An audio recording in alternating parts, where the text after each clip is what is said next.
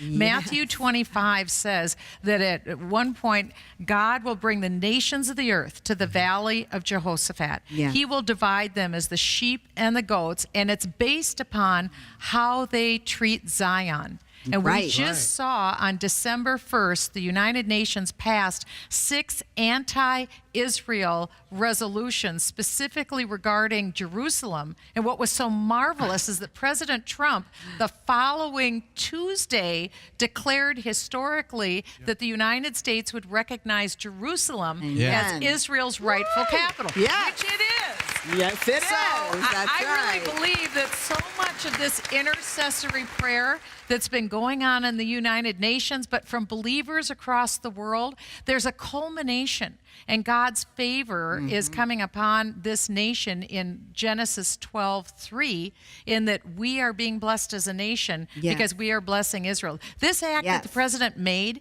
is the most significant act that any president has taken in 70 years since Harry Truman recognized the Jewish state, the first nation to do so 11 minutes after Israel declared its sovereignty. Now here Donald Trump is the first nation to say, we are going to recognize the capital and build an embassy.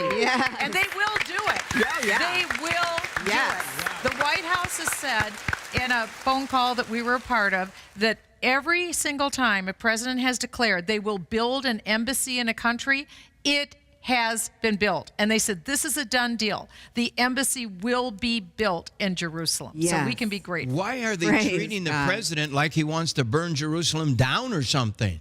Well, that's because the enemies of Israel, their number one tool that they had in their toolkit was to delegitimize Israel. Because you've heard that expression, from the river to the sea. And the enemies of Israel want death and annihilation for the Jewish state and the Jewish people and the Jewish way of life.